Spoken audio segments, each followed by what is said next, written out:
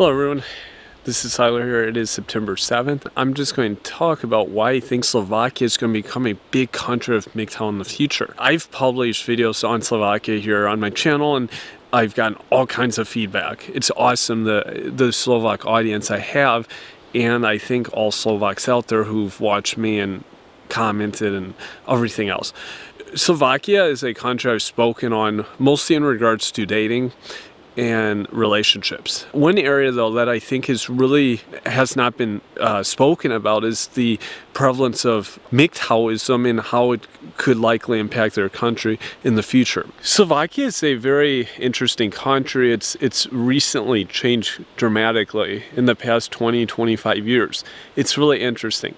I've spoken on this system and the ideal of relationships in Slovakia for both Slovaks and foreign people, and I also do think though that MGTOWism is going to become a big movement in that country in the near future. There's a few main reasons I say this, and the first is that the prevalence of internationalism or international culture in Slovakia, as it's impacted the general dating environment and other popular social movements. I think this is another area that will also impact Slovakia. Slovakia, like other very small territorial countries, has a population that's on the smaller side of Europe. As we can see in countries of the Baltics, these smaller countries tend to take a lot of the traits of bigger countries and the bigger countries where they have more exposure. Slovakia being in both the European Union,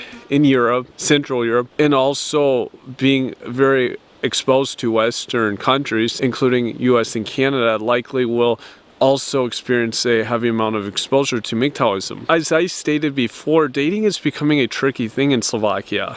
Slovakia is by no means a wealthy country, but has taken a lot of hit by the Western exposure, and it's really impacted a large segment of their women, mostly negative. There's no question a growing number of younger men there, mostly millennial Generation Z, that are very discontented and angry about the dating scene now in Slovakia. I know that there's not just problems for foreign men in Slovakia, it's also common for Slovak men. I know from guys that I met when I was over in Slovakia a few years ago. This is definitely going to become a big movement. Slovaks, of course, have a lot of exposure to the English-speaking media and surrounding media of France and Germany and England, being that they can, many of them speak at least decent English. Younger people speak decent English. They can listen and learn about what this MGTOW movement's about. Also is the fact that many Slovaks by nature, or Slovak men, are more beta in my experience. So